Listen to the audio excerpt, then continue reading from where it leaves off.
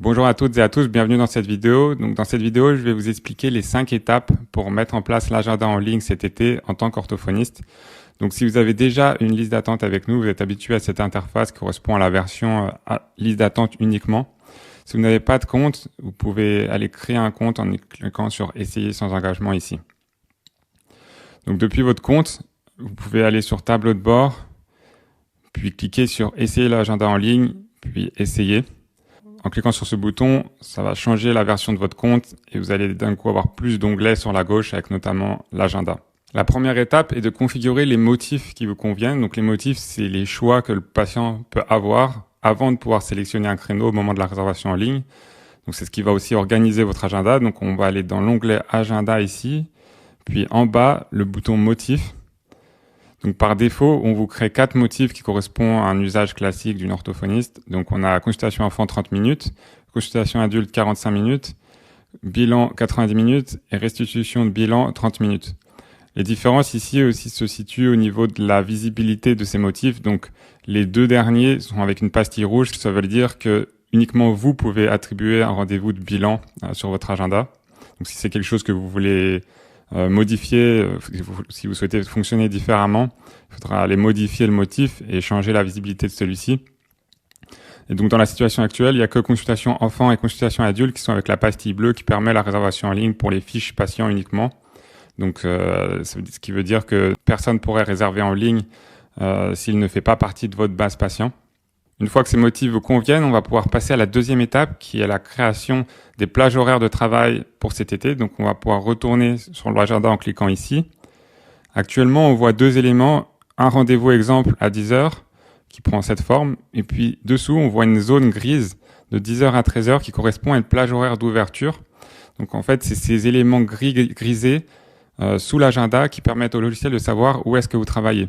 Donc dans cette étape 2, on va devoir créer toutes les zones de travail pour cet été. Donc vous pouvez changer de semaine en cliquant ici. Et pour pouvoir créer et manipuler ces zones, il va falloir cliquer sur le bouton plage horaire en haut à droite, plage d'ouverture. Donc maintenant, si par exemple je veux créer le mardi matin, je peux cliquer sur le mardi 9h, puis descendre en laissant appuyer sur la souris et relâcher à midi par exemple. Donc là, on va pouvoir passer toute une série de réglages pour chaque plage horaire. Donc ici, il nous propose de créer tous les mardis à partir du 1er juillet. Les horaires 9h midi. Quels motifs seraient réservables de 9h à midi le mardi. Donc vous voyez qu'on peut avoir un degré de liberté à ce niveau-là. Si on souhaite, on peut déterminer que uniquement les consultations enfants sont réservables le mardi matin. Sinon, on peut sélectionner les deux ou tout sélectionner, sachant que de toute manière, bilan et restitution de bilan sont non réservables en ligne. C'est quelque chose qui est configuré déjà à l'échelle du motif. Ensuite, on a les stratégies de division. Donc, la manière la plus classique est de sélectionner le premier choix. Je vous montrerai avec un exemple sur ce mardi, avec aussi le anti-trou début de plage. La réservation en ligne, le but de ces plages pour nous, ça va être qu'elles soient visibles en ligne. Donc, on laisse cocher visible en ligne, puis ensuite la couleur. Maintenant, je vais créer une deuxième plage, donc similaire de 13h à 16h, ici. Et je vais créer une plage anti-trou de 16h à 17h30. Et je vais changer seulement ça, anti-trou début de plage. Donc maintenant, je peux faire retour à l'agenda.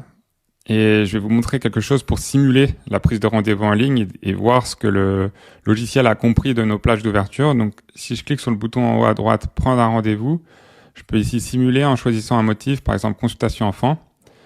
Donc, on voit que le logiciel divise les plages en créneaux de 30 minutes, puisque le motif consultation enfant dure 30 minutes. Donc, on se rend compte qu'il a bien compris de 10h à 13h le lundi, et puisqu'on a créé le mardi, 9h midi, 13h jusqu'à la fin de la première plage, c'est-à-dire 16 heures sectionnées en créneau de 30 minutes. Puis on voit la plage anti-trou qui propose uniquement le premier créneau. Donc on avait choisi la plage horaire anti-trou début de plage, qui veut dire qu'il va forcer les patients à prendre les premiers rendez-vous de la plage, donc dans notre cas 16 heures. Une fois que le créneau de 16 heures sera pris, il va pouvoir débloquer instantanément le créneau de 16h30. Et une fois que 16h30 est pris, il proposera le créneau de 17h. Donc ça, c'est une particularité du logiciel Perfactive. Ça peut être très utile dans les extrémités de l'agenda. Donc, à ne pas forcément mettre sur tout l'agenda parce que sinon, on n'aurait que le créneau de 13h. Vous voyez, sur l'après-midi qui serait disponible en ligne, qui limiterait beaucoup les choix. Par contre, sur la dernière heure et demie, 2 heures, ou les premières 2 heures de la journée, on peut faire aussi à l'inverse anti-trou fin de plage pour éviter les trous et condenser les créneaux au milieu de journée pour pouvoir commencer et éviter d'avoir des trous aux extrémités. La troisième étape va être maintenant de configurer les limites de réservation. Donc, quand vous êtes sur l'agenda, en bas à droite, vous avez une ligne bleue qui vous récapitule quand est-ce que les patients peuvent réserver en ligne.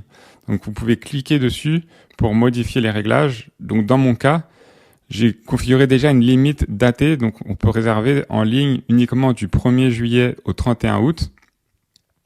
Donc, c'est ce que je vous recommande pour cet été. Comme ça, les réservations en ligne dépasseront pas le 31 août. Ensuite, ici, on a des limites supplémentaires. Donc, par exemple, le patient peut réserver jusqu'à 12 heures avant le rendez-vous. Donc, c'est à vous de voir à quel point vous êtes à l'aise, c'est-à-dire est-ce qu'il peut réserver peu de temps avant le rendez-vous, le matin pour l'après-midi ou pas. Et ici, on a une limite maximale. Donc, j'ai mis volontairement un grand nombre de semaines pour que les patients puissent d'ores et déjà réserver jusqu'au 31 août. Si j'avais mis par exemple 4 semaines, puisque par défaut le paramètre quand vous créez votre compte est sur 4 semaines, et actuellement nous sommes le 26 juin, ça voudrait dire qu'il pourrait réserver jusqu'au 26 juillet uniquement, ce qui peut poser problème si vous avez envie que les patients s'organisent dès maintenant sur tout l'été. Donc je vous recommande d'augmenter ça à 20 semaines et de mettre une date de fin au 31 août ici. Il y a encore 2 paramètres qui peuvent être très utiles. Est-ce que vous souhaitez que les patients puissent annuler en ligne et si oui, combien de temps avant? Donc, par défaut, on configure à 24 heures avant au minimum, ce qui fait que moins de 24 heures avant, il ne peut plus annuler en ligne. On peut maintenant passer à la 4e étape, qui est la création des rendez-vous et absences que vous avez déjà planifiés pour cet été.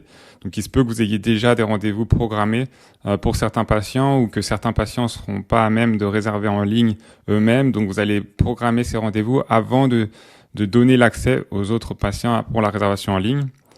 Donc, par exemple, si vous souhaitez créer, par exemple, le lundi à 11h un rendez-vous, vous pouvez cliquer sur le lundi 11h comme ceci. Ensuite, le logiciel vous demande si c'est une récurrence. Donc, si c'est le cas, vous pouvez cliquer sur récurrent et ici ajouter un certain nombre de semaines. On voit qu'il a volontairement pas créé le 14 juillet puisque c'est un jour férié. Ensuite, il y a le motif consultation enfant.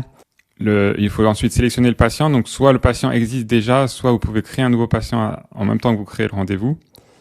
Si jamais vous avez un Excel de patients à importer, sachez qu'il est possible de nous transmettre ce fichier et nous importerons l'ensemble des patients très rapidement. Donc, pour cela, je vais vous le montrer. Il faut aller dans Réglages, puis Importation ici. Vous pouvez déposer un fichier de patient importé. Ce patient, ajouter. Et donc, le logiciel va créer une récurrence avec le rendez-vous pour tout l'été. Ensuite, il se peut que certaines fois, vous ne soyez pas disponible. Et plutôt qu'aller supprimer la plage horaire, nous vous recommandons, si c'est quelque chose de très exceptionnel, de créer une absence sur l'agenda. Donc, par exemple, si le mardi 1er, finalement, je suis pas disponible début de matinée, jusqu'à 11h, je peux sélectionner la zone. Et ici, au lieu de créer un rendez-vous, je vais pouvoir créer une absence. Donc, il y a aussi des motifs d'absence si je le souhaite. Et ici, je peux mettre une note. Donc, si je fais ajouter, ça crée l'élément de cette manière. Et si je resimule à nouveau la prise de rendez-vous en ligne pour consultation enfant, on voit que aux endroits où j'ai mis un rendez-vous, aux endroits où j'ai mis une absence, le logiciel propose plus de créneaux disponibles. Une fois que votre agenda est prêt, c'est-à-dire que vous avez ajouté vos plages horaires de travail pour cet été, vos rendez-vous déjà planifiés et vos absences programmées, ce qui veut dire que votre agenda est à jour. La 5e et dernière étape va être d'envoyer le lien d'accès au patient. Donc, il y a 2 manières de le faire. Soit je peux le faire fiche par fiche. Donc, si je clique sur ce patient, Simon exemple, je peux tout à fait cliquer sur lien d'accès ici et lui envoyer.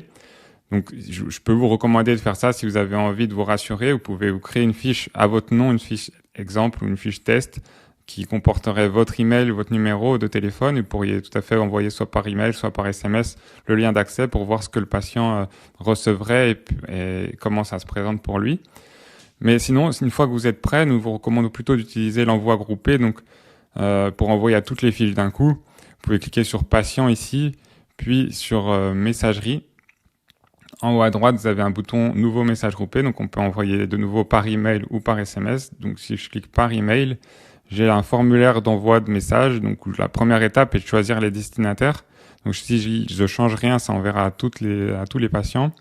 Je peux faire les choses différemment. Si je souhaite pas envoyer à tout le monde, je peux sélectionner une liste de patients, ou alors une autre manière de faire, ce serait de sélectionner pour tous les patients et d'exclure certaines fiches. Ensuite, on a l'objet, donc c'est comme un email, donc on a un objet d'email, et puis un contenu.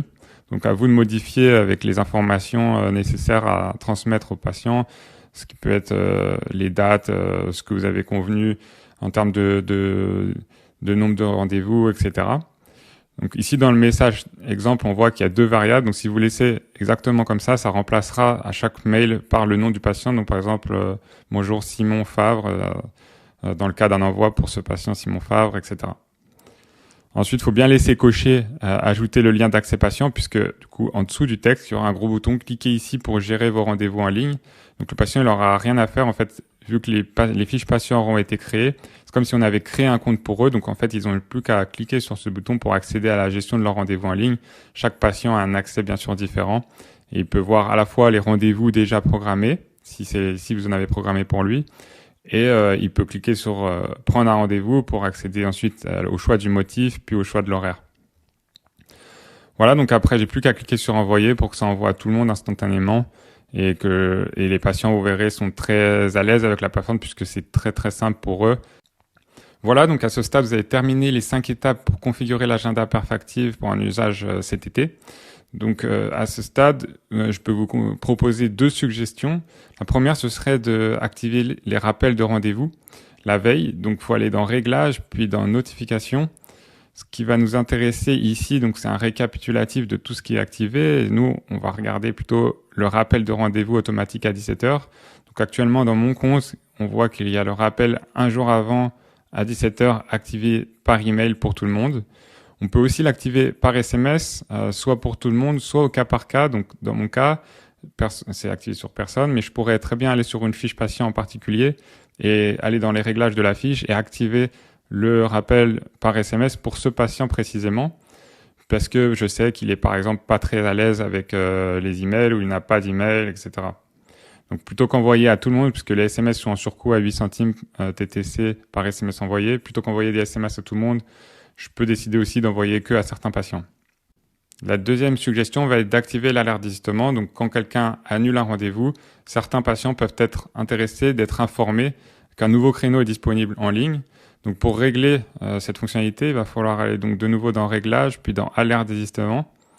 Ici, il va falloir d'abord activer la fonctionnalité. Donc si c'est pas coché, je coche et je clique sur Mettre à jour.